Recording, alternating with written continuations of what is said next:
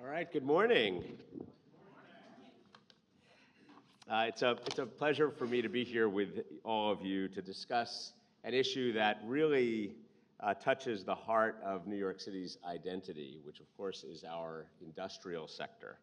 And I want to take a moment to thank the team at AIA and Center for Architecture for hosting us, and for all of our agency partners and esteemed panelists who agreed to be part of this event. We really very much appreciate your partnership. And before we hear from them, I just want to provide a very brief introduction to the New York City Industrial Plan, where it came from, and what it's about. So let's just take a second to look backward for a moment. A century ago, New York City was a manufacturing powerhouse. In 1955, about 50% of our city's private sector jobs were in industry. And of those, 1 million were in manufacturing. These were jobs that helped build the city, shaping our skyline, our neighborhoods, and our economy. The industrial sector was central to the growth of New York, and yet it frequently left behind issues of pollution and a problematic relationship between industrial uses and the communities that surrounded them. Over the last 60 years, our economy has evolved, and the industrial sector is smaller than it once was. Today, it represents about 15% of private sector jobs in New York City, down from its 50% mid-century peak. But the industrial sector still plays a significant and sometimes underappreciated role in our economy. It's a crucial driver of good jobs that keep our city running.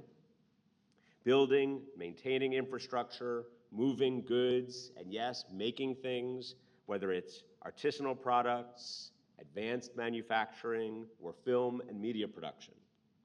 These industries are essential to our daily lives. They're also critical to an inclusive economy, providing opportunities for New Yorkers who don't have four-year degrees to earn above average wages. Yet industrial businesses, they face a lot of challenges. For instance, high real estate costs, rising rents, competition for space, all make it very hard to operate.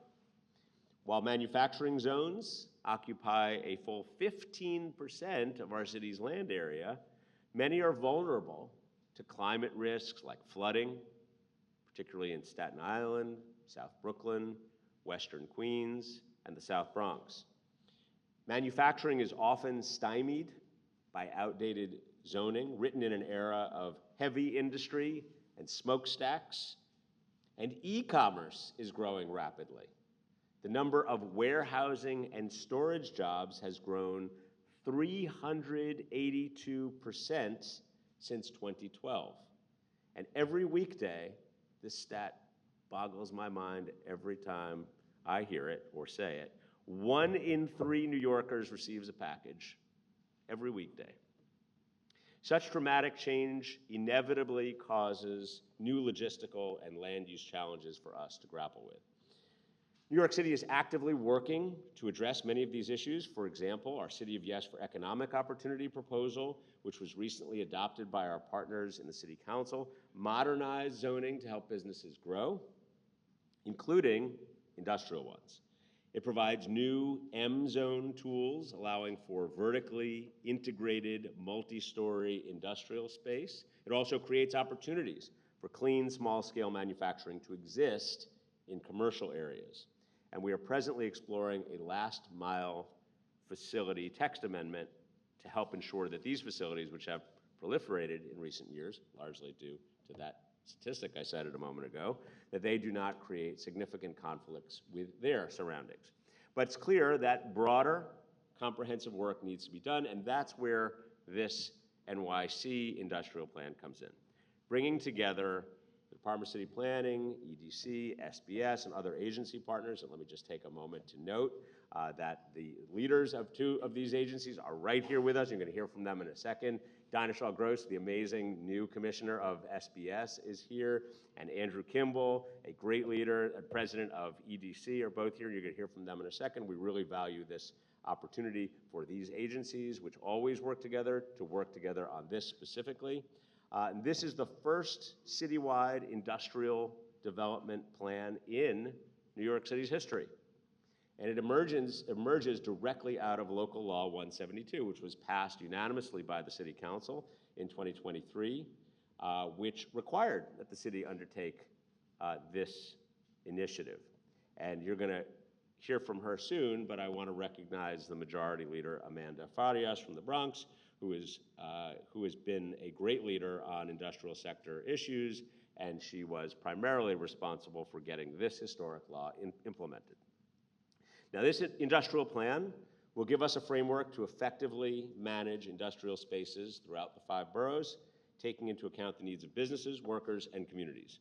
We've already begun phase 1 of this process, which is about learning, public engagement, understanding current conditions, gathering data, and hearing directly from stakeholders.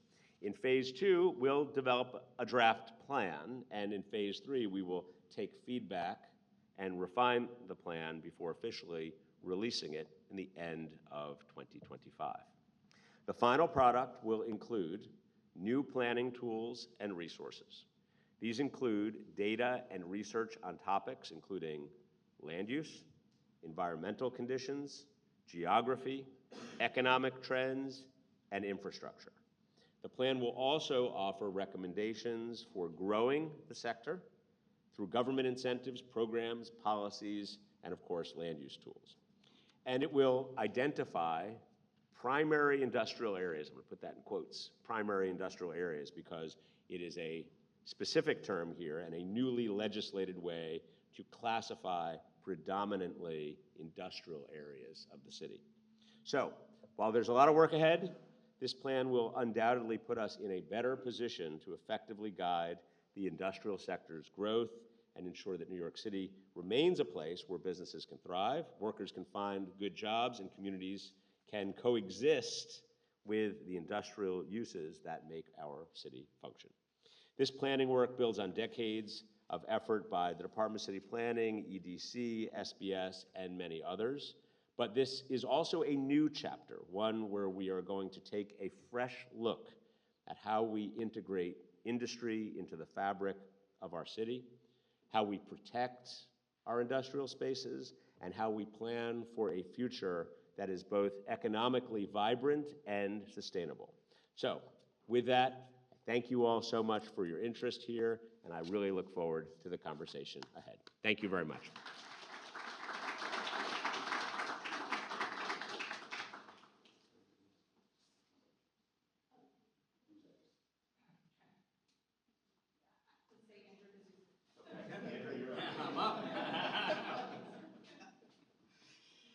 Good morning, everybody. Andrew Kimball, President and CEO of EDC. Really delighted to be back here at AIA and be with my colleagues at SBS and DCP.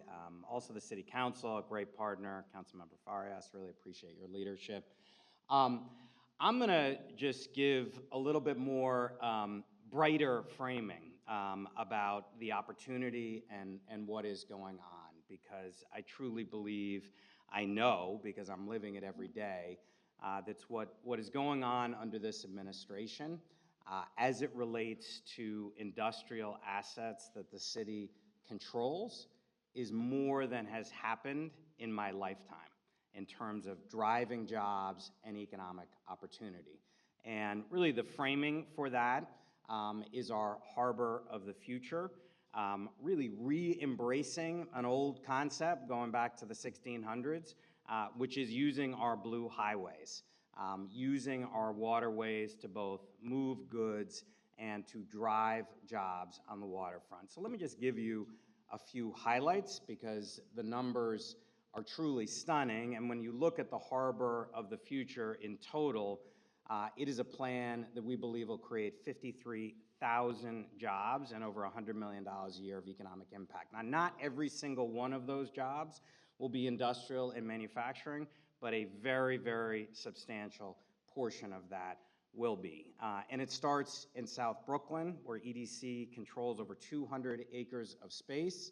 The Brooklyn Army Terminal, the jewel in the crown, we have 500,000 square feet there that we're redeveloping over the next few years. It's going to be anchored, that redevelopment, by the Climate Innovation Hub, one of the truly exciting things that is both happening to our economy and is going to happen to manufacturing and industrial jobs, which is capturing this moment to fight what is really the existential challenge of our lifetime, which is climate. There is such a demand from small makers to have space where they can make some noise, they can do R&D, they can pilot. That's going to happen at the Brooklyn Army Terminal. That 500,000 square feet we bring back online will create well over 1,000 jobs in the coming year. You go a little bit north of that, you get to the old Bush Terminal. You remember the days of the 70s, 80s, 90s when there was nothing but wrecked cars and trash on our waterfront. That was Bush Terminal and so many other sites. We're going to be opening in the next couple of weeks the first of 2 new buildings, 250,000 square feet of all manufacturing makerspace. The next building in construction, opening in a couple of years. That's another 500,000 square feet of space. That should easily be another 1,000 industrial manufacturing jobs. Right next to that, Steiner Studios next year will break ground on a doubling in size. You know, we brought them to the Navy Yard years ago. Film and television, even though it may not fall in NAICS codes as industrial manufacturing, it is industrial manufacturing. Think about all those sets that are getting made and all the technological evolution around that. You go a little bit farther north from that, you get to the South Brooklyn Marine Terminal, a site that literally sat vacant, 75 acres, for over 50 years. There are now 1,000 jobs coming to that site with construction underway to make that the largest offshore wind port in the United States, assembling, staging the component parts that go 15 to 30 miles offshore, bring a cable back into the South Brooklyn Marine Terminal, power 500,000 homes with green energy. You go farther north from that, the Climate Exchange. We don't often talk about Governor's Island as a manufacturing industrial hub, but the Climate Exchange will drive the R&D, the exploration, the piloting around the next gen of green tech, clean tech. You go farther north from that, you get to the Navy Yard. The one showcase over the last 40 years of industrial on the waterfront, it is going to double in size over the next 10 to 15 years. They have an amazing plan. You loop over to the west shore of Staten Island, literally hundreds of acres of industrial dystopia, public and privately owned. We are deep into the planning process, cleanup process with our private partners to make sure that can be the home for the next phase of the offshore wind industry, which is manufacturing, whether it's cables, it's turbines, it's the nacelles, it's the poles that'll go 150 feet into the water and 350 feet out of the water. It's the servicing of those turbines. An enormous opportunity on the West Shore. It will take time, but it is coming. You jump all the way up to the Bronx. 50% of everything we eat every day comes through Hunts Point.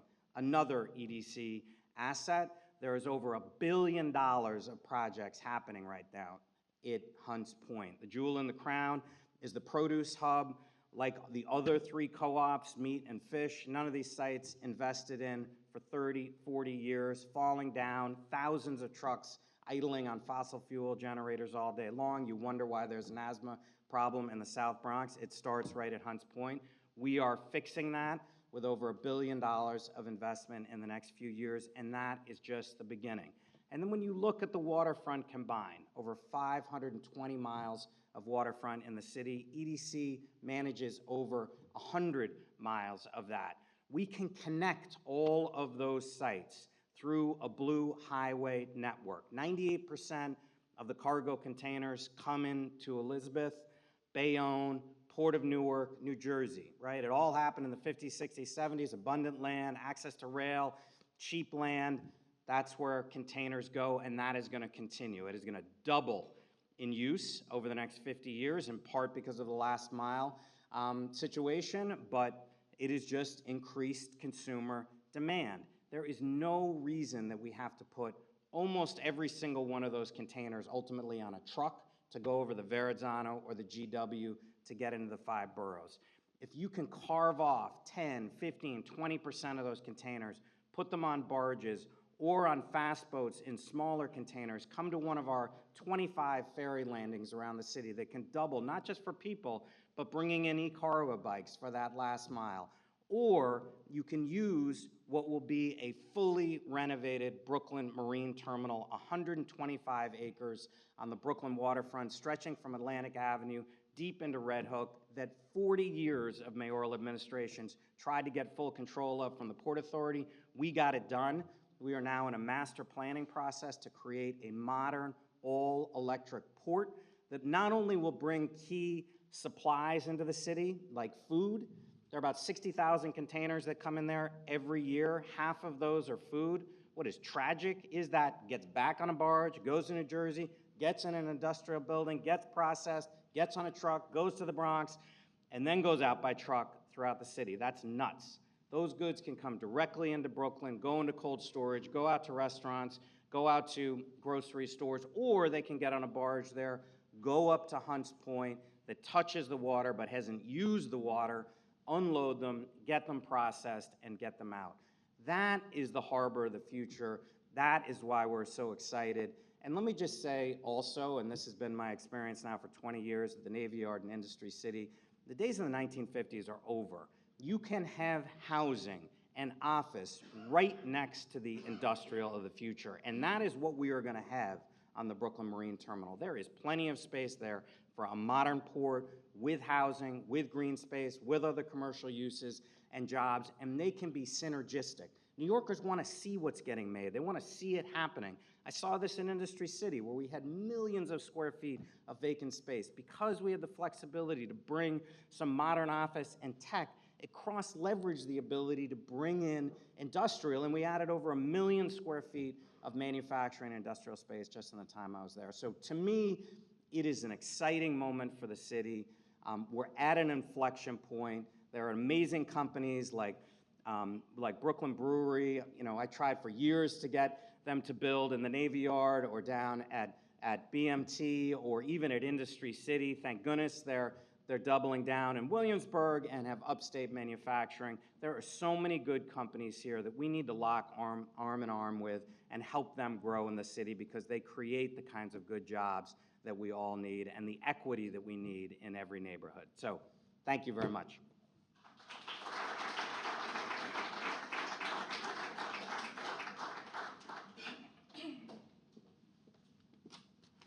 Good morning, everyone.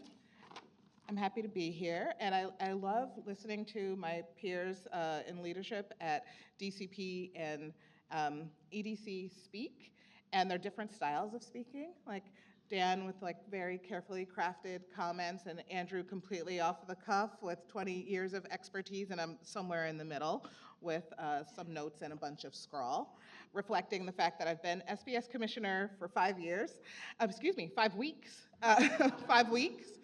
And this project is a really exciting one, and I'm thinking about SBS's role, in service delivery to this ecosystem, and also in this project, and very excited about it. Also, a lot of admiration for Councilmember Farias for her leadership in promulgating the local law, and also her interest and commitment to small businesses, across a wide kind of range of business types. She's really concerned about micro businesses and the experience of street vendors, and also this focus on the industrial sector, which is a really amazing scope. And before I was at SBS, I worked at the City Council, and my comparison of those two experiences is, often in a council member office or in the speaker's office, you're seeking insight into the service delivery of the administrative agencies where you provide oversight, and a lot of council's work is to create those insights so that they can shape policy. And then in the administration, you've got responsibility not only for policy implementation and project and property management, but for service delivery. And from that service delivery really comes a rich set of insights that can also, when working in partnership, help to inform policy. And that's kind of where SBS sits. Our mission is to unlock economic potential and create economic security for all New Yorkers by connecting them to good jobs, creating stronger businesses, and building thriving neighborhoods across the 5 boroughs. So our core strategies to accomplish this mission are offering programs and resources that support the launch, operation, growth, and resilience of small businesses, including those in the industrial and transportation sectors, serving job seekers and the businesses that employ them by delivering workforce training interventions that prepare New Yorkers to meet the needs of businesses and industries where they can earn wages that create stability for their families in our expensive city. And we also invest in the vibrancy of commercial strips and districts through our role in helping establish and govern business improvement districts and working to build the capacity and support the missions of community-based nonprofits that are focused on the commercial portions of the public realm. We provide grants and sponsor professional development programs, among other interventions.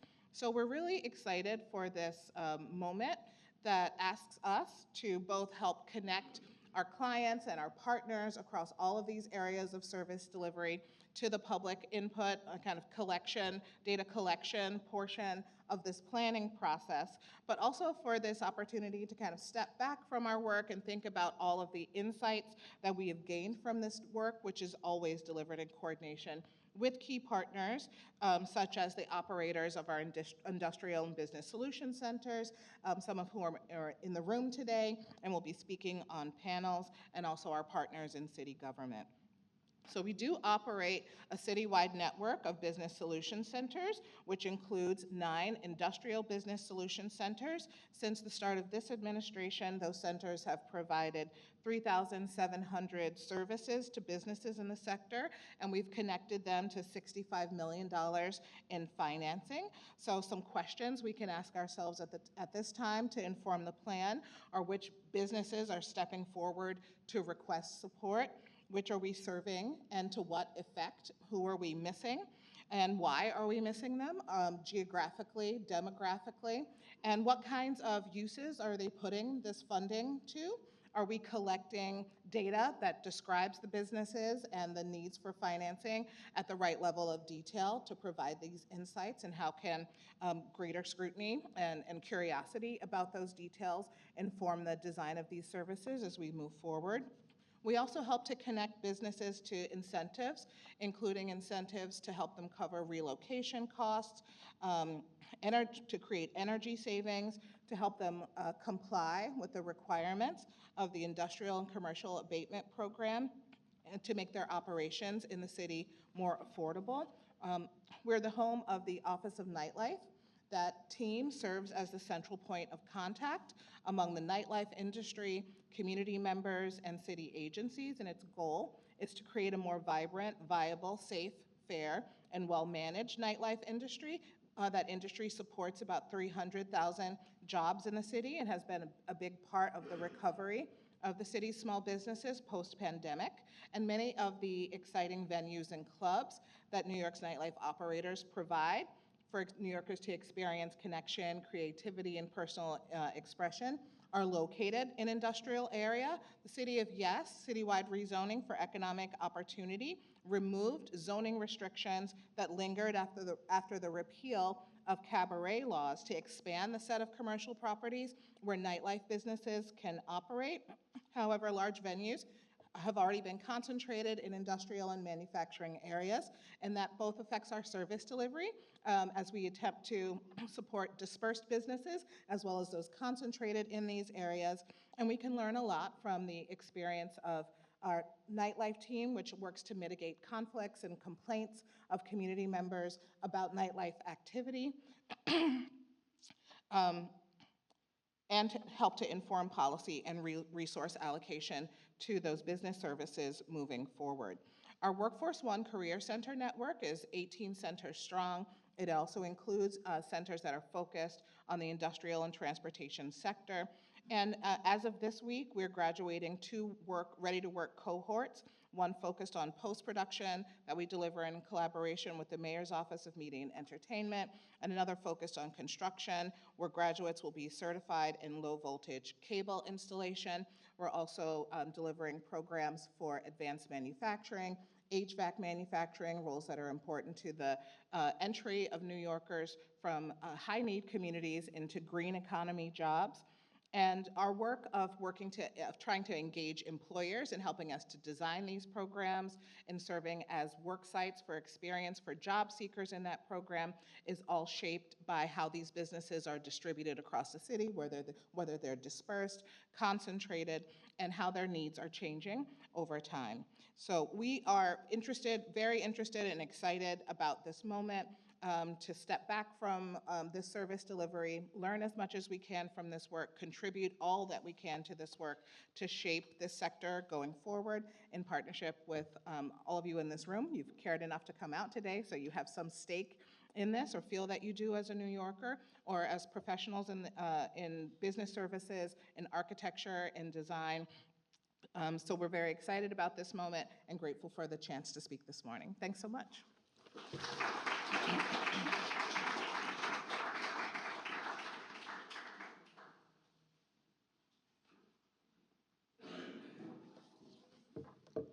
Good morning. Pleased to be here. My name is Jennifer Gravel. I'm the Director of Policy Coordination at the Department of City Planning. And Commissioner Gross, I hope that 5 weeks at SBS has not actually felt like 5 years. Where I'm actually, it's very heartening to see the city's economic development leadership up here today reaffirming their commitment to industry. And I am actually really grateful and humbled to be moderating a panel with such a deep panel of experts on a topic that is complicated and complex and also significant. It's a rich topic. There's many different perspectives. And candidly, the stakes are kind of high. There's industrial land is 15% of the city's land, as Commissioner Garodnick mentioned in his remarks. And how that land gets repurposed and reused and evolves over time along with the businesses in the city that we want to grow is essential to the city's future. So I would like to invite our panelists to come up, please, because we're really hoping to hear from them. I'll say as we're embarking on this plan, it is a deep topic. There are lots of perspectives, and we're still trying to figure out what our goals and priorities should be. And I am hoping that this panel today can help us identify what those goals should be. So I'll give them a minute to pour their water, have a seat. Sort of musical chairs over here.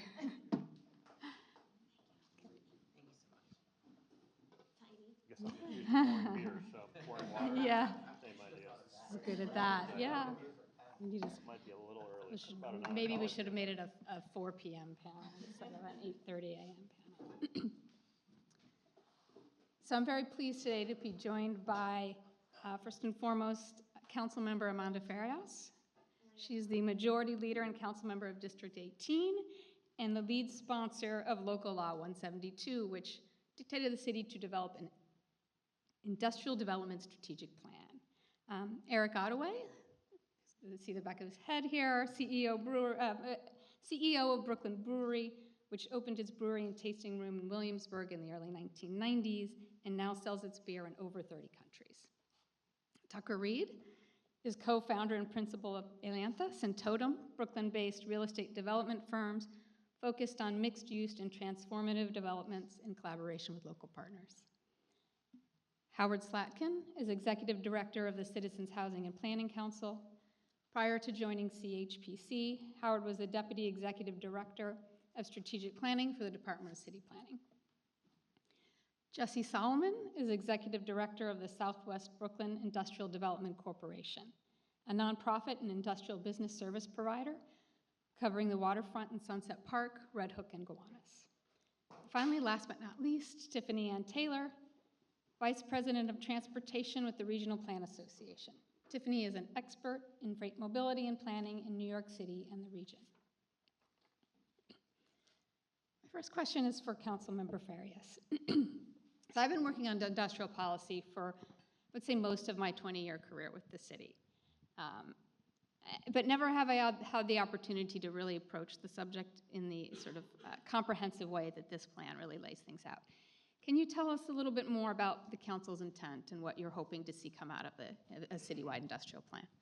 Sure. Well, I'm really proud to be here, so thank you all for joining us. I will say, coming into the council, And being the chair of the Committee on Economic Development, I didn't think I was going to get to work on such a sexy issue so quickly. But really, I think when we were looking at how to comprehensively look at the city, the frameworks that we're trying to put into place, including looking at City of Yes, we really noticed that there was entire sectors and industries that people were talking about. What does the future of work mean for workers? What does it mean for certain sectors? But we really hadn't had a deep, comprehensive overview of what's happening in these areas, in our industrial zones or in our manufacturing zones throughout the city. And so that really was the beginning conversations between the Speaker's office and the council and myself on what do we want to see happen. We had a massive amount of partners and advocates that were coming to the council for several years, if not over a decade, saying that complete sectors were disappearing. There wasn't really any investments. And so I think the intentionality behind it was trying to find a way that the three agencies that we knew that were deeply involved in the future of manufacturing or industrial sectors in New York City were working together and communicating together. Shocker, sometimes the agencies don't talk to each other as frequently as we would want them to.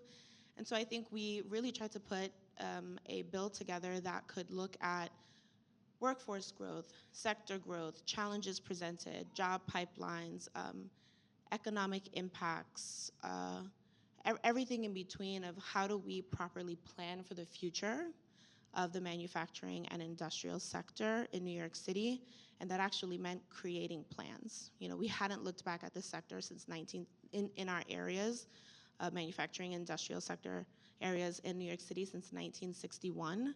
And so we thought to ourselves, well, let's try to mandate that we do that. I think initially we hoped to do it every 5 years, kind of like supersede in between what we know as generational shifts throughout New York City.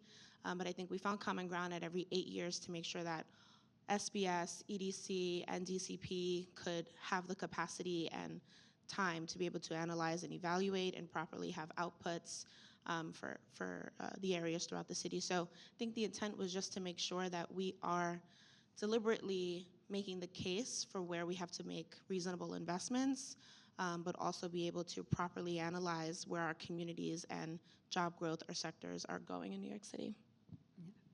Thank you for that.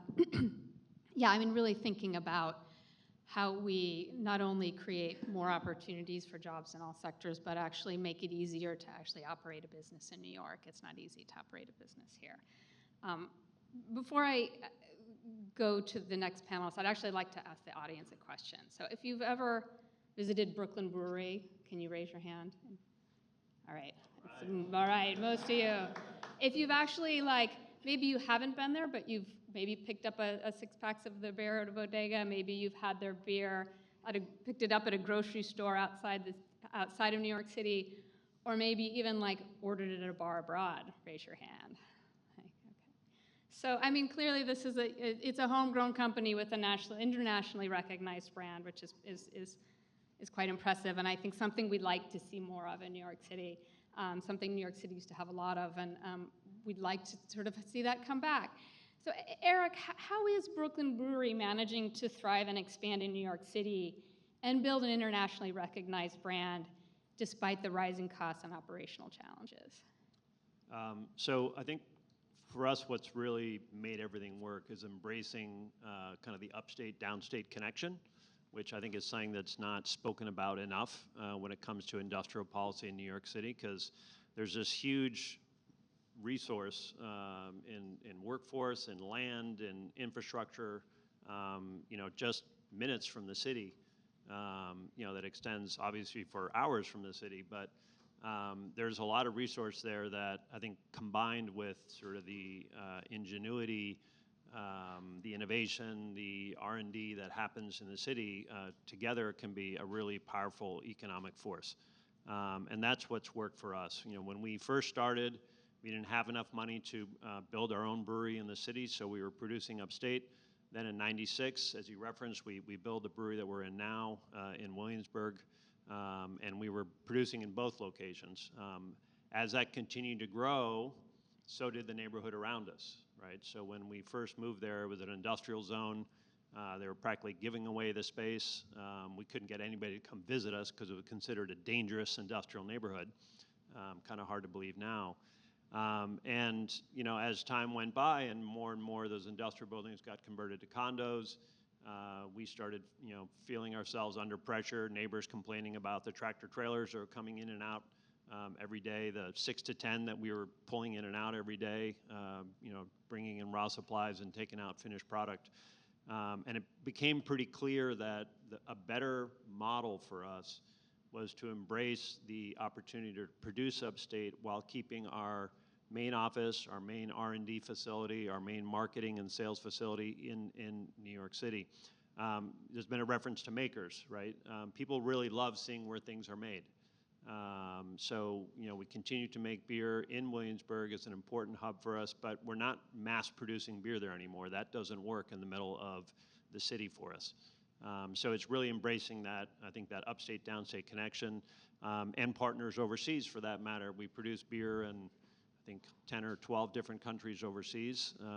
So rather than trying to produce in the middle of the city and shipping it overseas, we're producing it overseas, which is better for the beer, it's better for the environment, and for so many different reasons. So that's the model that's worked for us, really embracing the retail side of the business in New York City and allowing that to kind of subsidize the industrial part of our business, and tapping into the upstate, downstate model and international connections.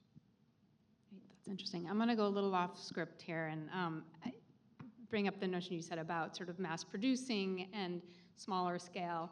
And I want to note that New York City is increasingly trying to look at some mixed-use models, how we can sort of incorporate more industrial space in a mixed building. And I know Tucker, your company is looking into this, and I know Eric, I think you're looking into occupying one of these kinds of spaces. Can you tell me a little bit about what is it like to develop that kind of space? Is there more opportunity for this given the shifts that Eric has been talking about, what's going on in this industry? Yeah, let me just say first that I really appreciate the kind of refreshing reframing that it feels like is going on with the kind of embarking, methodology on this plan, because it just feels like so much time is always spent on industrials under siege. We have to retrench and we have to protect, and there's reason for that because of all sorts of different pressures. But listening to Andrew speak earlier, or hearing some of the vision from the council member, and by the way, go Yankees, nice win last night up in the Bronx. Yes, love it. I was there late, so forgive my voice if it's a little raspy, screaming. But I think the reason for that siege mentality that we've all been kind of dealing with is pretty simple. It's driven by math, right? It's just highest and best use almost in every corner of the city is going to be housing. Finally, we've all woken up to the fact that we have a massive housing shortage, and there's need to be things to be done. Needs to be addressed. And so, every inch of land that is not protected by an IBZ or some other kind of, quite frankly, from the market perspective, artificial barrier that makes housing not possible, there's going to be competition for housing, right? And I see my trusted friend and advisor, Leah, here, who from Evergreen, who we work a lot together with our project in Bushwick. And, we had a thesis that if we could upzone from M to M, take an underutilized M site that's been sitting vacant for decades now, really, and if we could kind of create an experiment where we could upzone for additional commercial use, it could subsidize the industrial. Unfortunately, that narrative and hypothesis was put together before COVID, and in office space in lots of places in Brooklyn, lots of places in the city don't work the same way anymore. So thinking about using commercial to subsidize industrial in this moment in time, unfortunately for me, is not so bankable, right? It's very difficult to find financing for unless you find a tenant. And the tenant that we're talking about is not probably the kind of tenant that's going to get a lot of people in this room excited about industrial policy, right? It's like if we were able to land a high-end artist who could afford to pay $50, $60 a foot in rent and make their craft there, of which there are a significant number in Brooklyn and in New York. You kind of follow that corridor on the L train along Morgan or Jefferson. There's a lot of creative force going on there that has real dollars attached to it. But that's like finding a unicorn in a forest that doesn't exist, right? Most of those people want to buy their own building. They want to pay a premium for that. So even to find a unicorn tenant to make it all work is not a very good business plan. It's certainly not a sustainable industrial policy. I will just close this thought on the fact, though, that, and it was really refreshing to hear Andrew talk about it, though I think it has lots of different challenges in other ways, and I think city planning is grappling this all the time. I would imagine part of the reason that the Atlantic Avenue rezoning, the M-Crown into AIM-UP framework, that it took so long to come together was because of challenges around how do you have industrial and residential coexisting with issues simply as like loading, right? My office is on Dean Street in Brooklyn. It's a very residential street now, along basically at the corner of Vanderbilt. Atlantic Yards has gone up next to us. It's all residential. There's a UPS facility on the street, though, and the box trucks back up every day. And as we all navigate it going down the street with moms and babies and strollers and puppies, like, it's not the safest condition, right? But the power of residential rents, when industrial rents are $30 a foot, and residential rents in Brooklyn now are 70s, average of 80s, in some very desirable neighborhoods north of $100 a foot. Like, that's a very powerful tool to cross-subsidize for other uses, but it also puts more pressure on industrial to make it work. Yeah, thank you. The unicorn in the forest, I like that metaphor. So I think you mentioned IBZs, which I think for those in the audience who don't know, this is the industrial business zone. These were created in 2005 on the heels of the Greenpoint Williamsburg rezoning, and the idea was the city was going to identify the most sort of productive industrial areas of the city, create tax policies to really encourage businesses to relocate to them. And the administration at the time, which was the Bloomberg administration, was really reaffirmed a commitment not to rezone to residential or allow for BSA variances within those areas, in recognition that concerns about residential rezoning and displacing industrial businesses. So this was almost 20 years ago, and Howard, I know that you were at city planning at the time and very actively involved in the rezoning of Greenpoint Williamsburg, and I think you were dealing very directly in this sort of balance between the much needed land for housing development and the very real estate pressures that industrial businesses are facing. And the IBZs at the time were sort of thought of as a balance. I mean, almost 20 years later, do you think that policy's been effective? Should we be thinking about a different strategy? Okay, good. Well, first of all, it's great that we're looking at a graphic behind us of Greenpoint Williamsburg as sort of the backdrop for all this, and it's complete with everything, including trucks on the street and illegally parked cars, to give you a full, realistic portrait of what, all the challenges that mixed use and growth can bring.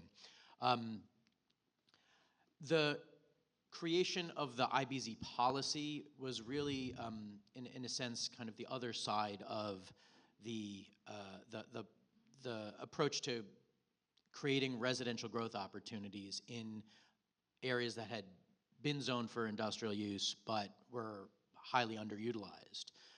But the absence of a clear framework and any clear guidance for exactly how that was supposed to unfold created this problem, which is that if you made a big move like rezoning 180 blocks of the East River waterfront and adjacent land to allow mixed use and residential, that might send the signal that, well, any 180 blocks of mostly industrial land in the city might be appropriate for rezoning. And there were already haphazard patterns of informal residential conversion that existed in the other side of Williamsburg, over East Williamsburg, Bushwick. What today is the North Brooklyn IBZ, had more than a little bit of residential conversion activity already underway. And it was really important at the time that you're making a big move to enable new housing development to articulate that that wasn't a broad sweeping across the board kind of prioritization of residential over industrial everywhere that exists. It was a specific action in order to enact a vision for some of what you see behind us here. The need to create some sort of framework or policy or plan that undergirds that is really important, because I think we have to, and sort of back to what Tucker was saying about the framing here, we have to look at the issue as not whether to have this or that, but how to have both. And we need more of all of these things if our city's going to grow. We need more housing, we need more jobs and employment opportunities, we need more business and entrepreneurship opportunities. Where are we going to put them all? And that involves finding opportunities for intensification of activity. One of the things that can really help with that is delineating boundaries for where people can have assurances that they can make long-term investments in. We're talking about people building buildings and fitting out buildings and making investments that need to last for decades. And that their investments shouldn't be something that don't make sense based on municipal decisions that are gonna happen in the next 5 years. So the idea of the IBZ policy, there were a couple of things to it.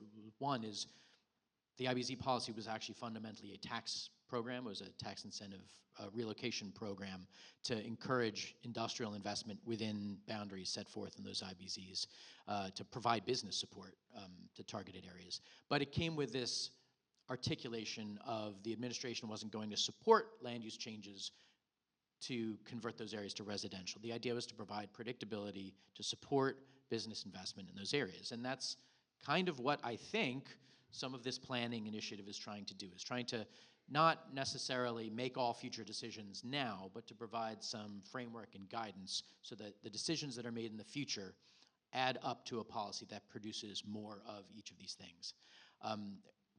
I want to add one thing to what was being described about being able to mix uses and the fact that we can mix uses more closely. I think there's a lesson in a lot of what we're hearing, which is that when you want to do more of both, just sort of allowing both anywhere isn't necessarily going to give you more of both.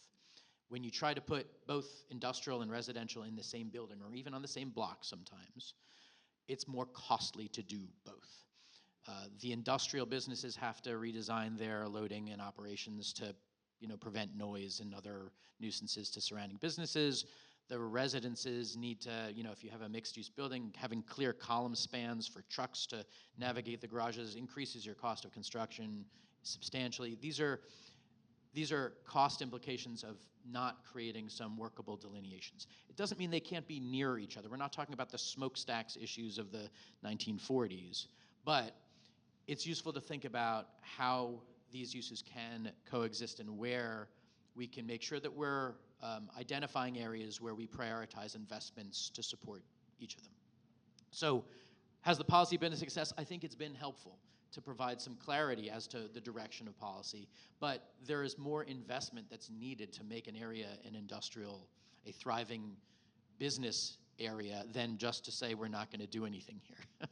There's a lot more than that that's needed. Thank you. Sort of continuing on this point about whether uses can mix, but then there are also these conflicts that exist.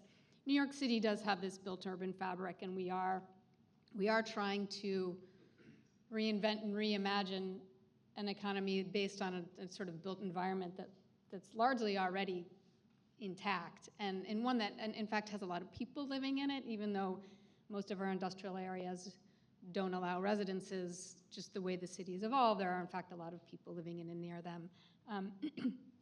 Council member, I know that we hear often from communities that they like the idea of good paying jobs, they want to support the industry, they're supportive of the policies we've been talking about, but they're concerned about industrial operations. And increasingly, industrial operations are being defined by trucks and goods movement because, as you know, as Commissioner Garodnick said in his introductory remarks, a New Yorker, I think every 1 in 3 New Yorkers is getting a delivery every day.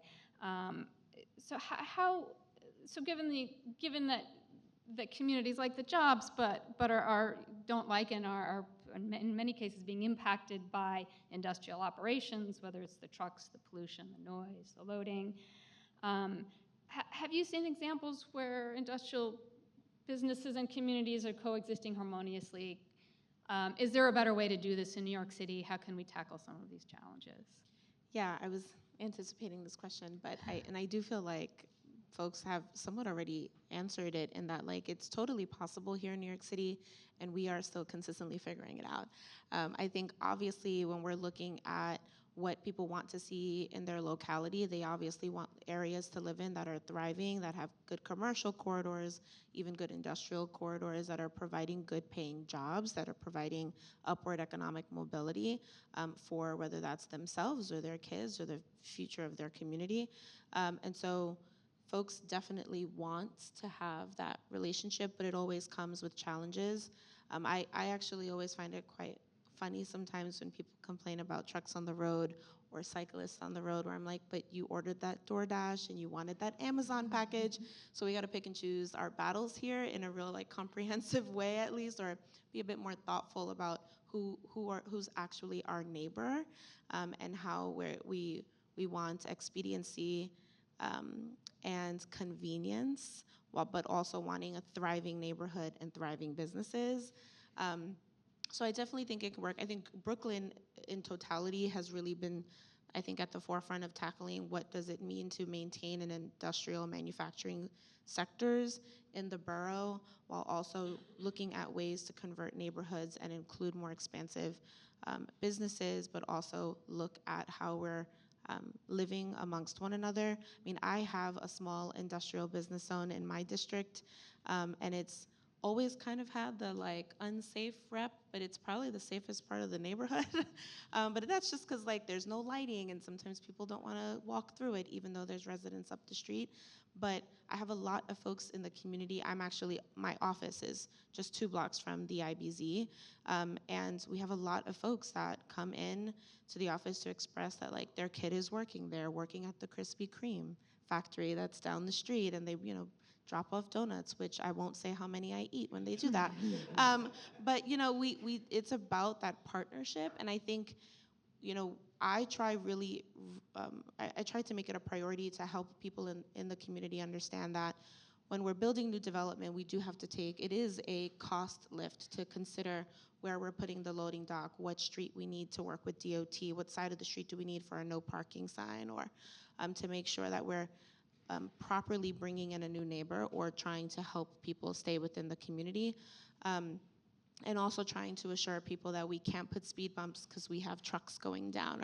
But it's about, I think, communicating that as often as possible and making people feel like they are a part of the decision making and that it works and that they're proud to have the businesses in the area. Not saying there's anyone in New York City that isn't, but I do think more times than not, at least from an elected's perspective, we try to solve problems individually versus trying to tackle them head on because it might be more contentious. And I think that is what it's requiring us to do now, is to say we're changing these laws, we're being as inclusive as possible. We want these businesses and these sectors to stay, and that might mean that we have a little bit more truck noise or some trucks going down the streets, all while we know and have to acknowledge that there are massive amount of people in this sector that are making the investment to go green, to create green jobs, to retrofit buildings, and so it's just going to take partnership. But I do think the Greenpoint is a great example of this successfully working comprehensively. I would like to say the work the council and Councilmember Aviles and the EDC and DCP are doing to work in the Red Hook area to find unison and harmony in that area from maybe decades of divestment on how to make the locality work. But we're consistently working together and trying to find the best ways to make sure we can coexist and both be able to thrive. Thank you.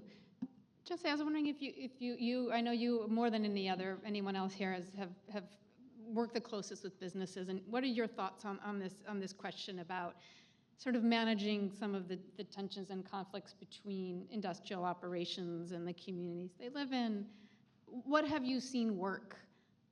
What could we be doing better, particularly if the conversation is going toward jobs are getting more dense, truck trips are getting more frequent, and there's just a need for more to be happening in these places. What do you see as what have you seen as sort of effective? What do you think really needs to be addressed? Yeah, that's a great question. I feel like I'm living this every day. My organization represents the industrial business zone in Sunset Park, Red Hook, and Gowanus, and you heard from Andrew Kimball about how much public investment is going into that particular area, which will of course increase not just trucks, but also car trips in that area. I'll say we are a community-based organization. We have worked with community partners in what we call the upland community, so east of 3rd Avenue, which is more residential. West of 3rd Avenue is the IBZ. And we've developed really long-term partnerships with the community board, with other community-based organizations, which we also operate a Workforce One Center, so we do workforce development and connect people to the local jobs in the IBZ. That's a critical piece of this, as you were saying, council member, that partnership, making folks aware that that partnership exists between folks in your community who live and work and walk to or bike to or drive to the IBZ every day. That's a critical communications tool. Messaging that is really important. Having really strong partnerships with city agencies that manage infrastructure projects, including DOT, is also critical. Right now, DOT is proposing a redesign of 3rd Avenue in Sunset Park that's ruffling a lot of feathers across the board. A lot of folks in the community really want to see massive change to 3rd Avenue, which is a truck route. A lot of businesses have also expressed we desperately need pedestrian safety improvements here, but what kind of improvements is where that tension exists. So I think having community-based organizations that work in coalition and work in partnership with elected officials and city agencies helps ease some of that tension. And also just having industrial advocates that can express why it's important that we have industrial business zones, why it's important we have industrial businesses, period, why it's an equity issue is also part of that narrative, helping people understand why we need to work with our neighbors who might be more truck-intensive users. Thank you. So it's sounding, I've been coming to believe that the future of our industries and the future of freight are sort of inextricably sort of linked together at this point. Tiffany, your work really is in this realm. And you've really focused on the challenges of operating industrial businesses, particularly those truck-intensive businesses, and their tensions with their host communities. What can you tell us about the role of freight planning in supporting this city's future industry, particularly in light of what we heard from President Kimball about all the investments that EDC is making in blue highways and trying to get more trucks off the road, trying to make those trucks that are on the road less polluting. What do you see as the future of freight and in the city's industrial future? Great, thank you. Good morning, everyone, and thank you, DCP and EDC and SBS and AIA New York for having me. This is a great question, and I really want to echo everything that my fellow panelists have said. I think I actually want to start with education piece. So my role prior to being at RPA was actually with City DOT in freight mobility. And lucky, or maybe unlucky, depending on how you want to look at it, I took that job in 2019 and I left in 2021. So what happened in the middle? Right? COVID. So it was a steep learning curve. But the reason that I mentioned that is because it really showed me how much I think, I'll say the average person, perhaps the people not in this room, don't realize what happens, what needs to happen for their stuff to get to them. Right? Like if you think about it, much of the freight and logistics system is really designed to be invisible. Right? And so like there are, yes, we have designated IBZs, but think about where they are geographically. They tend to be off to the side, perhaps along the waterfront. Yes, unfortunately, there are neighborhoods that are directly adjacent to them and suffer environmental injustices. And so perhaps those communities are more familiar with what's happening in the freight system. But by and large, throughout the rest of the city and definitely in the rest of the region, many folks don't realize that if I buy these shoes on Old Navy right now, it has to probably get on a plane and then get on a truck and then maybe even another truck before it even gets to my house. And so what I realized from that experience, especially during the early days of the pandemic, was that there is a steep learning curve for many of us on the receiving end to understand what freight and mobility and industrial and manufacturing, what that system even looks like and how my action, or in some instances inaction, interacts with that. And so I'd say for sure part of the answer is just a general education, right? Like I've led tours of places like Red Hook Container Terminal or Brooklyn Navy Yard, and I can't tell you how many people, many of them being professionals that I work alongside with, have said to me, I've never been here before. I've never been to a brewery, right? To your point, people love to see how things are made because many of us don't get that opportunity. And so I think one is definitely education. I think in addition to that, I like to frame it in terms of opportunity. So in many spaces, not just IBZs, but even think ports, think places like a Brooklyn Navy Yard, they're kind of like campuses, right? They're like campus planning, right? Like a military base or a university or even a hospital system. And to me, I think maybe anyone else who's worked in city government or local government loves the idea of piloting ideas because you get a little bit more flexibility and leeway. And I mention that because these campuses, right, present an opportunity to pilot new things. It's not surprising that you're hearing about folks who are on those properties being at the forefront of addressing issues related to sustainability. It's not necessarily because some of their land is actually more vulnerable, right? Many of those places are often more susceptible to climate change, but also there's an opportunity because of the campus-like atmosphere. It's a controlled environment. It's not necessarily a public street. It's a private-owned street. So you're hearing about things like automation. You're hearing about things like changing over infrastructure to electric or hybrid, right? Like hybrid cranes, or thinking more about last mile uses that don't have anything to do with fossil fuels. You're hearing more about electric charging infrastructure being put on site, that in many instances they will give access to public users nearby for free or at low cost as well. And so I think that's a sense of opportunity. And then I definitely want to echo the comment about workforce development as well. It's not necessarily something that's particularly in my wheelhouse, especially at RPA, but I think it's important that we remember to keep that as part of the conversation and as part of the opportunity to think about the future, because it's one thing to preserve these spaces and modernize and upgrade the uses and the infrastructure, but who is going to work there? And what does the pipeline for that employment actually look like? And today, in 2024, are we seriously supporting the efforts to make sure that this industry continues to grow? Thank you. I'd like to pivot for a minute and talk a little bit about cost of doing business in the city. And I think this question could be either for Tucker or Eric. I think you pointed out, Tucker, that the cost of bringing new industrial space online far exceeds what the rent actually most industrial businesses can pay by multiple degrees. How do we make that work? How do we either bring new space online, or how do businesses make the numbers pencil out? Like, how are we getting investment in buildings and in equipment and in New York City? Like, how is that happening? Thanks for the easy question.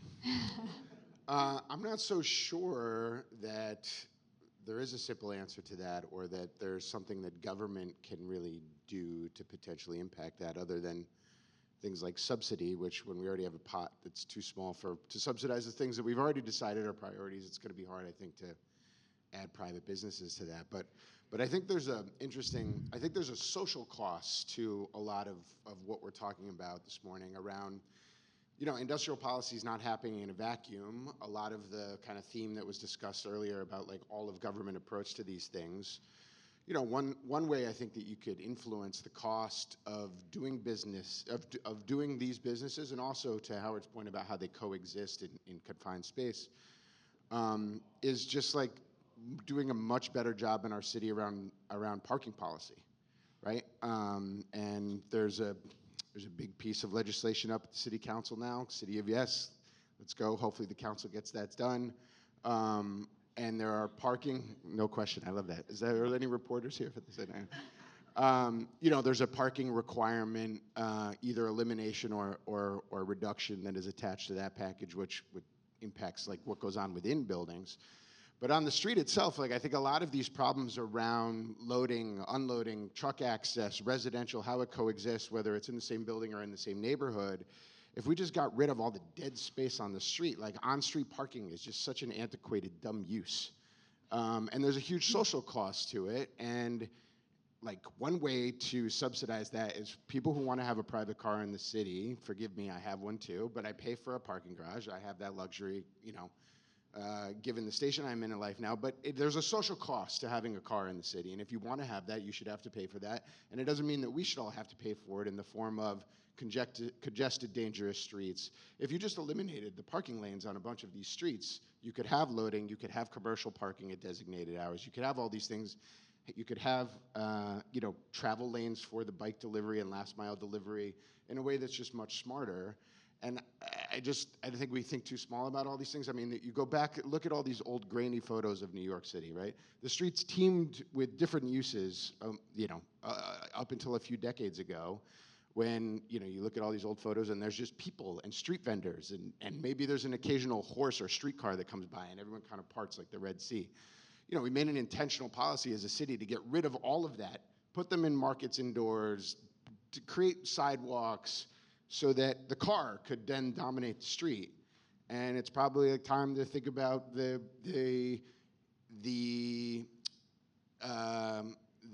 coexistence of jobs and housing being the dictator for what happens in the street now, as opposed to like people's automobiles. Thank you. So I'm going to take a slightly different tack. So I think one of the issues that I think we have to grapple with is, you know, we're talking about sort of industrial policy or manufacturing policy as sort of one monolithic thing. But you really need to kind of break it down much more granularly into different kinds of industry and different kinds of manufacturing, I think, to start getting at this question of, you know, how do you make it affordable for businesses to stay? And I think a great example is the industrial business zone, the Greenpoint-Williamsburg Industrial Business Zone. So, you know, when we first moved there, like I said, nobody else was there. Now we're surrounded by 5 hotels, like 3 or 4 nightclubs, a whole bunch of bars and restaurants, a whole bunch of office buildings, but it's an industrial zone, technically, right? It's an IBZ. So if the purpose was to keep residences out, yes, it worked. If the purpose was to create a haven for more traditional manufacturing, it didn't work at all, right? What it did is just create a haven for general commerce, including more retail-focused things like hotels and bars and restaurants. Nothing against all those things, but I think places like, to me, places like the Navy Yard, you know, Hunts Point, Sunset Park, Industry City, all these things, we need more of those, very focused, sort of more traditional, I'll use the word carefully, but sort of more dirtier, if you will, industry, as opposed to the more transitional stuff that's happening sort of in the IBZ around us, right? I totally agree that you know, you can't have whatever, a cement plant right next to a residence, obviously. Something like a brewery can work, right? So there are different types of industry that work in different scenarios. I know this gets difficult when it comes to legislating and policy and how do you delineate and who gets to be where. But I think if you really want to protect zones and make them affordable for more, again, I'm going to call it traditional industry, larger scale manufacturing, you can't just create an IBZ that allows everybody else in, or the, you know, the highest use is going to go to office, is going to go to other things like that. I just want to add to that really quickly and give some context of what's happening in Sunset Park. I think the fact that the city is now investing so much in the public assets in Sunset Park, I mean, you have hundreds of acres of publicly owned industrial sites in Sunset Park. That's sending a signal to the market that, in addition to it being an industrial business zone, and which creates at least you know, another signal to the market that this is an area where industry can thrive, that matters. So we're, you know, take the Whale building for an example, which is a vertical industrial building that goes up 8 stories. It was bought in 2019, and there was plans to convert it to an exclusively office building. 2020 happened. You cannot finance an office project like that, certainly not in Brooklyn anymore.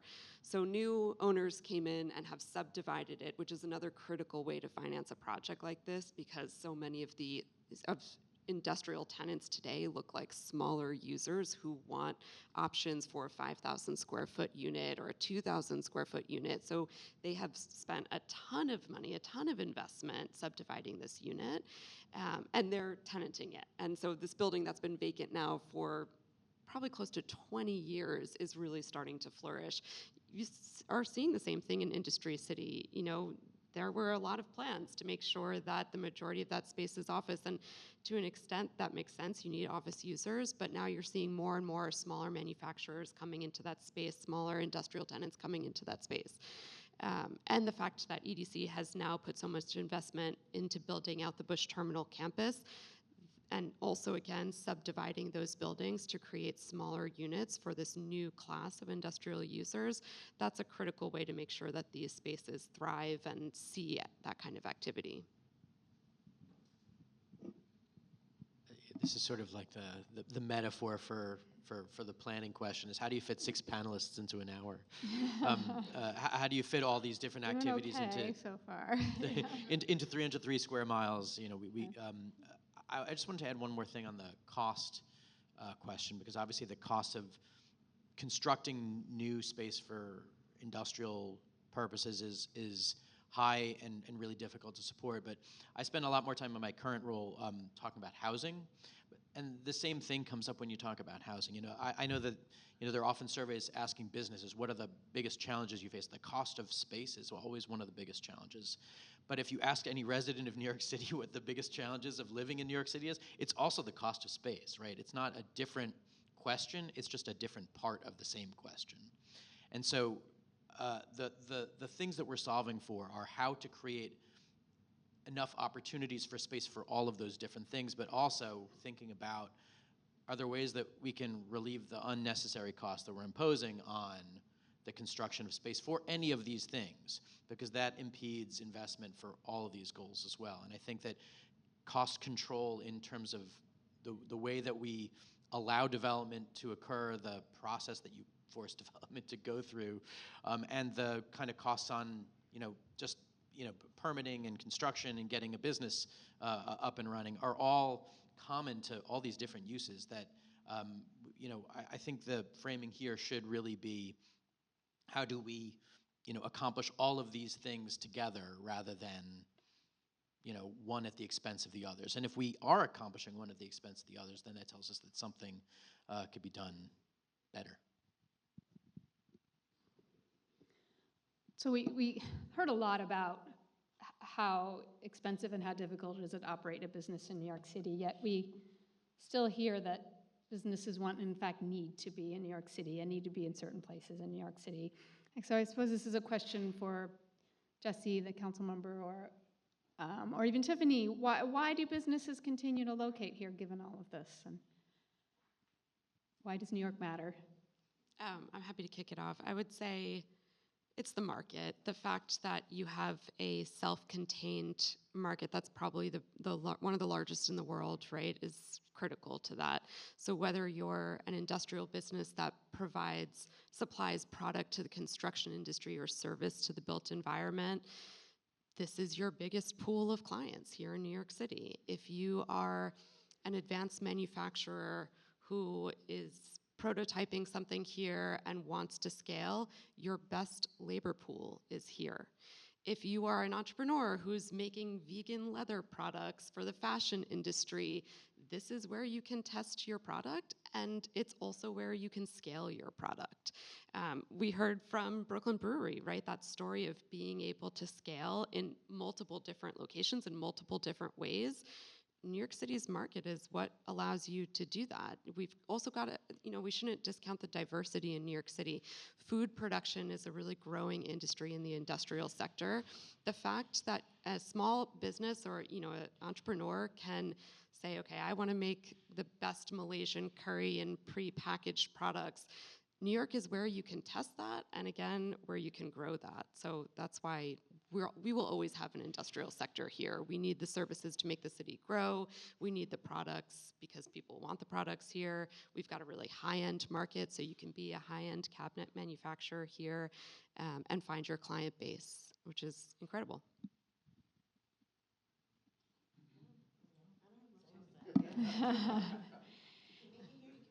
Yeah. What I think is also interesting too is I think we increasingly seeing businesses adapt their business models, both to making the numbers work, but also to just evolving to new markets. So the manufacturer is also now a retailer as well, or they are opening their warehouse space is also an event space. To what extent are you seeing those sort of hybrid business models and actually sort of these fuzzier lines between like what is a manufacturing use and an entertainment use and an office use? And I think to the question of like, should we be keeping out those uses when in fact sometimes they coexist in one place? How are you seeing that happen, either Jesse or Tucker? And to what extent is that just, is that a niche thing, or is it where things are headed? Yeah, that's a good question.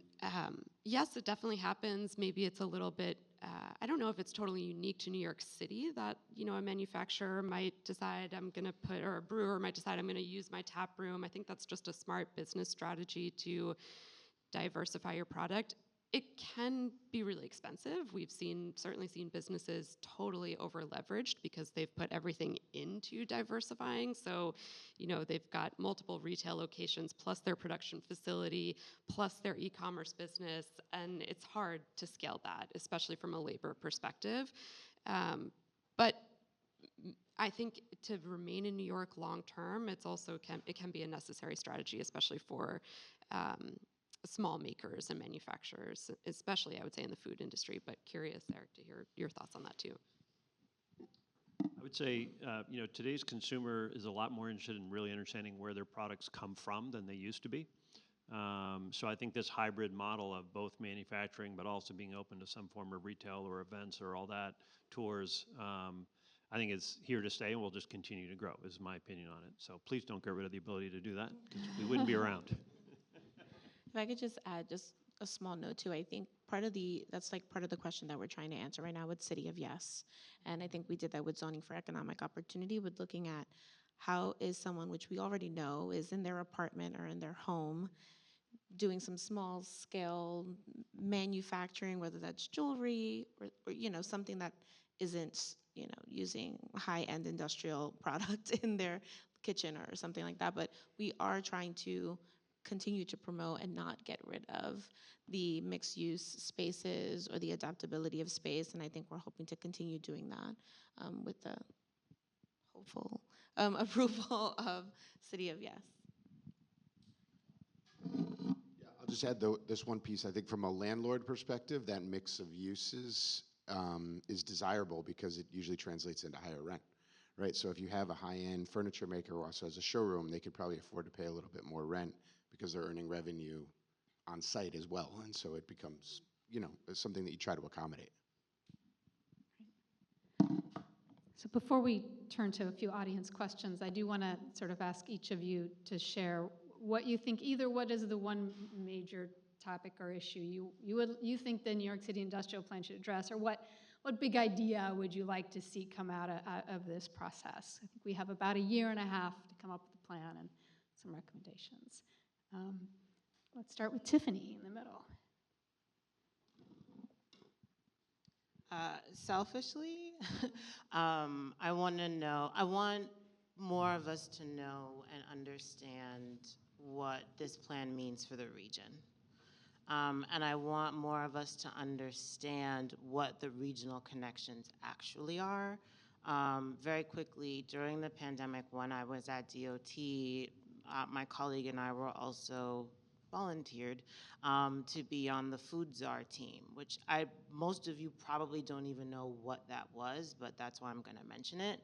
At the time, then Commissioner Catherine Garcia of Sanitation was donated to be the food czar for the city.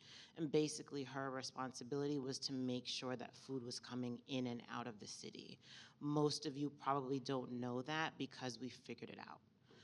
But in that process, there was a lot of learning on what vulnerabilities we had because we couldn't see what was happening in parts of the region, and different data sets that we didn't have, and how different states weren't talking to each other, and how the private sector interacted with each other, but not necessarily with the public sector. And this absolutely went all the way up to the federal level. There were times where we knew a week in advance that we were going to have limited amounts of chicken in stores because there was a major COVID outbreak at a certain part of the country where most of that productivity was and manufacturing was happening. There were times where we knew seafood was going to be really cheap because it couldn't be offloaded. There are a lot of things that we learned during that process, not just about operations and logistics, but just general know-how that should be replicated for other components of the city and the connection to the regional network, as was mentioned earlier, and I think that this plan offers an opportunity for that.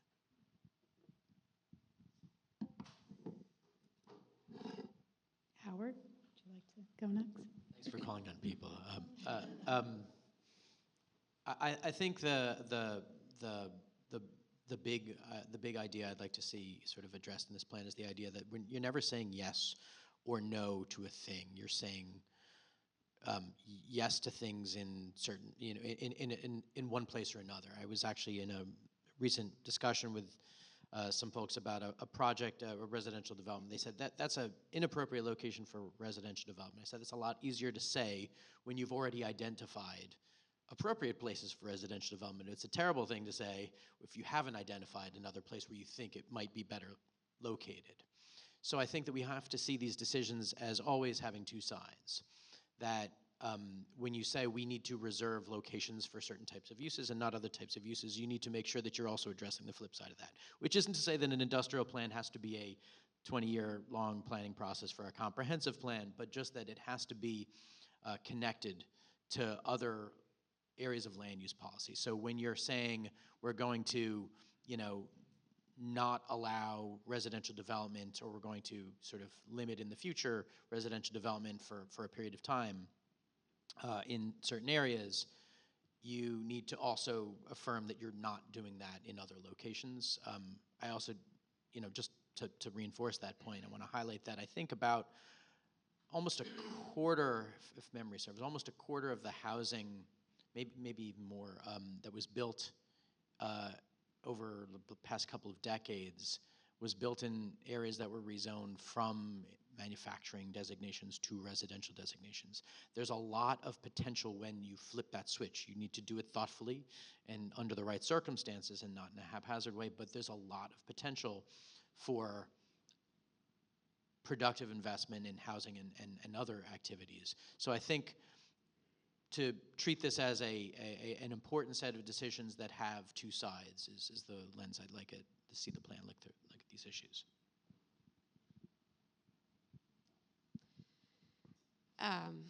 Yeah, I have a lot to echo with that statement. I think that for the industrial action plan, or industrial action plan, right? For the industrial action plan, I'd really like to see I'd like to see the city think thoughtfully about where core industrial areas should be mapped through this study. And I really do want to see that happen along our waterways. Andrew Kimball mentioned the Blue Highway Network. That idea will need a tremendous amount of analysis. You mentioned, looking at this from a regional perspective. I think that's really critical. I think thinking about how our industrial areas service a Blue Highway network with a future goal of not just jobs, but also of getting our trucks off the road, that's really important. So I hope that this plan addresses that. And just to briefly echo your comments, yes, I think it's important as we think about mapping these core industrial areas to think about how we're also supporting housing development outside of industrial business zones, how we're encouraging our neighbors and acting in community to say yes to more housing throughout the city. while also preserving our industrial areas and making sure that they can thrive without dying from competing uses like residential. But supporting places where that is happening. Windsor Terrace has a rezoning a proposed rezoning right now to go from M to R. It's not in an industrial business zone. It's a great area for housing. It's right next to Prospect Park. It faces a lot of NIMBY challenges, but I think that's part of the conversation, at least that's how I see it. Yeah, I think I kind of outlined on my last answer a little bit about what I'm excited about from a tactical standpoint. I think it's a bit, rationalization of the land use approach when it comes to all of these things. And it could be in some places revisiting IBZ boundaries and really thinking about what are the new core areas, but then thinking more expansively, it's, well, how are we also encouraging industrial use outside of IBZs? If there are kind of low impact industrial, meaning not smokestack, but stuff that can coexist with housing. And to your earlier question to me about ways of incentivizing that, the power of the pen in the zoning code is really an incredible thing to get the market moving. And there are FAR bonuses for priority uses that take place, whether it's affordable housing, whether it's near transit-oriented development, whether it's near grocery stores, right? We have the Fresh program where, just if you build a grocery store, you get a nice little FAR bump. Perhaps there's a way of thinking about incentives for industrial uses to coexist where it doesn't count against a very valuable residential FAR. Yeah, so I think it's been well said, and thank you for bringing that up. I think the regionality side of this is something that I think would be a mistake for New York City to think about sort of as industrial policy without thinking about how it can incorporate the assets that the rest of the state, and for that matter, states plural, brings to bear. I think we're stronger if we think together than try and think in isolation. And I think a good chunk of the answer can come from figuring out how to connect the city more effectively, whether it be through Blue Highway or the existing infrastructure, to these other areas upstate that can provide, I think, a lot of the resources that we need and we struggle to figure out how to place and locate here in the city. So that would be my biggest piece of advice. Yeah, I think I want to just echo all the sentiments from the panelists. It really just, I'm hopeful that it comes down to looking at more equity through our communities and interconnectivity, from going to looking at our waterways and regional planning to actually being able to evaluate and analyze the data that we're getting back that then equal the investments that are needed. I've found myself, I think now almost 2 budget cycles, and I'm going into this one too, finding ways to support IBSPs, finding ways to support the industrial zones, business zones throughout New York City, and finding the challenge of not necessarily having to answer the why, but maybe more so like the how come, like why do we need more, the how come we need more when we're already making investments. But hopefully from these strategic plans that we receive, we're able to have a larger outlook on the regional plan or the necessities that are needed or the investments or maybe the subsidies that we have to fight for this with the state to encourage growth and preservation and stabilization in our communities. So I'm hoping that's the output that we get from our city agencies working together and just from the intercommunication that's going to happen. Thank you. I think we have a little time for questions from the audience. Thank you. Thank you to the panel and everybody. I just have a little question for the Congress lady. When you spoke earlier, you said that you think you have a very small section of your district is industrial, and you said that you think it's probably really the safest part of the district, but there's a perception that it's not because it's dark. I guess it's not well lit. And I was just wondering to myself, could it be better lit? Would that be something to think about? I sometimes think about just even here in the village at night, I don't think it's that well lit, probably because we still have so many leaves on the trees. But anyway, I just wanted to ask that little question. Thank you. Well, thank you for the promotion from council to Congress so quickly on a panel. Thank you. Let all of the Congress people know I'll be going to Washington, D.C. soon. That's a great question. I do think that more times than not, because those areas are like more manufacturing, huge, it just seems more desolate. And there's like no residential parking allowed, only overnight, things like that just don't allow for people to freely walk. It's also specifically mine, but more so often found that they're not close to any other transit-oriented capacity, right? So it's a far distance from my local train stop.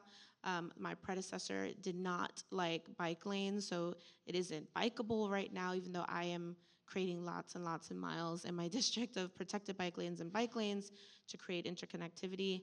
And so I think more times than not, because there isn't a reason to go that way, people feel as if, well, there's not enough lighting, it's just buildings. My district also borders a waterway, so it's just like there's only water on the other side of the walk, the pedestrian sidewalk. Why would I go down there? Or it feels like derelict vehicles get dropped there, tires get dumped, right? There's illegal dumping that happens over there. So more times than not, I'm trying to counter by adding additional sanitation assistance, definitely adding bike lanes, because I do think, I would prefer, even though I have bike lanes down Castle Hill Avenue in my district, there's lots of double parking. People still disregard the bike lanes, even with enforcement. Creating bike lanes over there is probably safer, a little bit of a longer route for a cyclist, but a safer route. But I do think we as council or elected leadership are consistently trying to find ways to showcase the businesses that we have there and connecting them to they are hiring your local kid or your uncle. But also that you can totally ride your bike there to get to the ferry faster or to get to the local park where there's a trail faster. But it just takes intentionality, and that comes from the type of leadership that's there in that community. I mean, I'm very different than my predecessor, and I think I'm trying to improve how people view that area of the community in that way. Thank you very much. Yeah. And I hope that my mistake turns into... Me too. I believe in manifestation, so thank you. Hi, my question is about the competing interests for the street. I guess the bike lanes and the car lanes are all competing for the same street, so it causes gridlock because there's not really good truck routing in the city due to, I call the parkways. The question is, have you looked at just getting transportation in and out of the city easily? With our policies of, bike lanes are actually causing more gridlock in certain neighborhoods because of the double parking, like you were saying.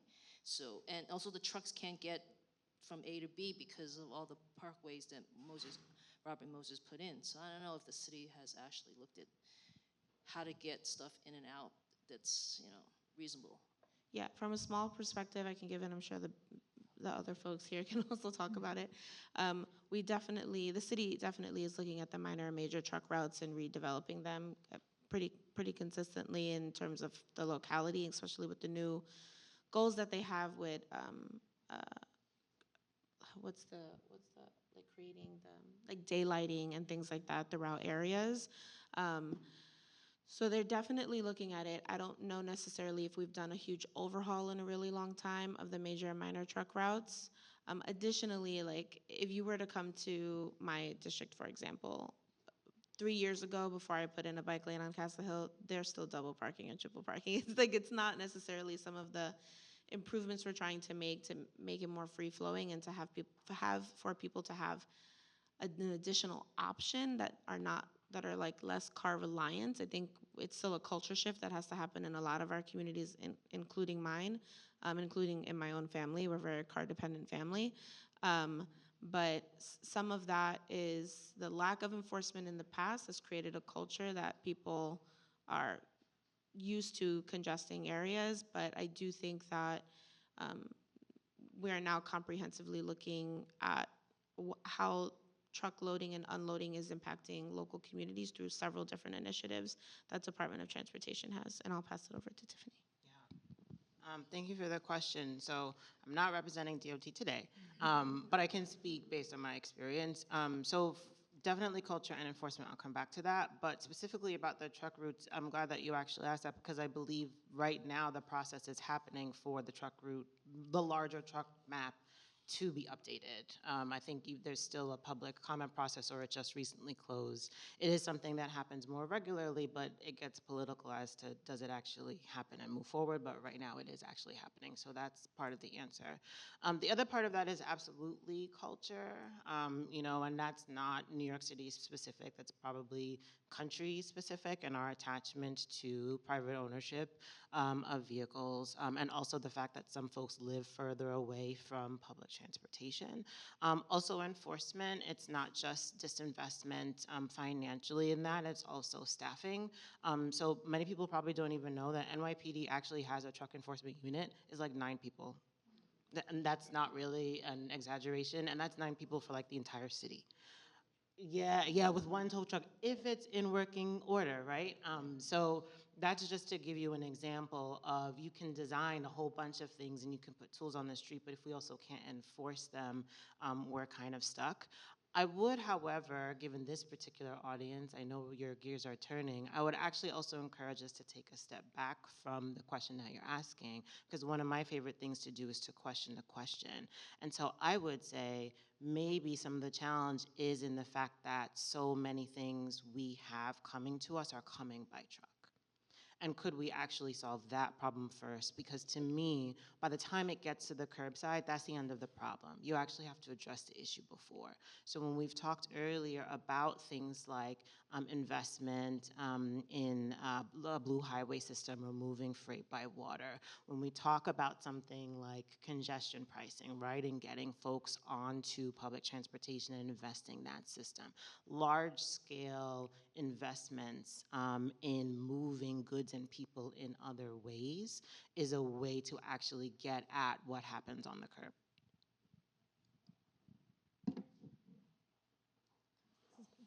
The gentleman over here. Thank you. Thank you, Council Member and City Planning. Such an important study and a terrific panel today. Building on the transportation issue, which some of you have touched on, to what extent is this study, or to what extent is it important to really think strategically about transportation policy and how it supports industrial development? And I'm thinking about things like targeted investments in the highway network and ramp system coordinated with truck route changes to keep trucks on highways for more of their trip and less on local streets. Also, there is a truck route study underway, but in practice, truck route improvements that are important for industrial business areas run a poor second to bike lane planning, even though bike lanes are a good thing, to the point where businesses on Review Avenue in Long Island City have filed suit against state DOT for a proposed lane that would interfere with their loading and unloading. So again, just thinking more strategically, what role does transportation policy support play to support the goals of the study? Thanks.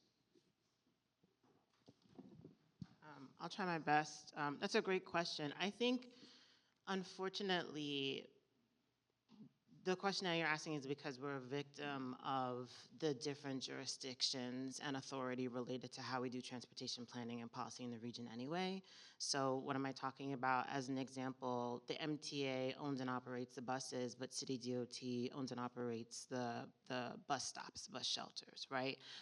For congestion pricing, MTA was going to implement the program, and they own the gantries that would, or the poles rather, that would read your license plate, but it was implemented on New York City DOT infrastructure, which is the roadway. And I can go on and on about rails and airports and the cross-jurisdictional responsibilities as well. So I think it's a challenging problem. I think, unfortunately, also it kind of depends on what are the political alignments at the various levels of government, from local all the way up to federal. We are in an instance today, right, on this day in 2024, where for the most part, the New York City mayor, the New York State governor, and the President of the United States all like each other and get along. And so we've been able to see more investments, right? We've been able to see more dollars from IIJA. We've been able to see, Schumer and Gillibrand bring dollars in, and we've seen I would say for sure substantial investments in freight and manufacturing infrastructure just in the last 3 years than we ever have in the last 10 to 15, and that's not a political endorsement, that's just factual. And I think we need to see more of that. I would also say, because again, I'm someone who likes to go a step, larger. You're also starting to have a crop of younger professionals, myself included, come up more in a system where we are more interested in being collaborative. We are more interested in thinking holistically about how our individual siloed work actually connects to perhaps our desk mates or office mates siloed work as well. And so you are having instances where the BQE is a great example. For those of you who don't know, there's joint jurisdiction over the entire expressway. The middle part that runs downtown, the triple cantilever, is owned and operated by City DOT. The parts to the north of Brooklyn Bridge and the parts to the south of essentially Gowanus towards Bay Ridge are state DOT owned. So that means anything that's really happening on that entire corridor requires partnership and collaboration between a city and a state agency. And it is very slow, but it is actually starting to happen. And so I think what you need is, continued pressure, on our elected officials to make sure that that type of collaboration and partnership, especially on the big ticket items, is actually happening. And that also remember there's more power, I think, in the public's voice with things like social media, TikTok. A video going viral really speaks more even than 1,000 words, has been influential in getting, I think, different decision makings to happen, showing up and giving public testimony at certain big things, so that we can now have a question where, hey, not only are we talking about BQE rehabilitation, we're also talking about Brooklyn Marine Terminal master planning, we're also talking about congestion pricing, and we're talking about gateway development, the commuter rail between New York and New Jersey, that those 4 things are actually one conversation instead of 4. So I'm going to say that I'm hopeful that we are trending in that direction, but you're absolutely right. It is very complicated to plan all of these things at once today. We have time for one more question. This is the gentleman in the front here. You've had your hand up for a little while. Yeah.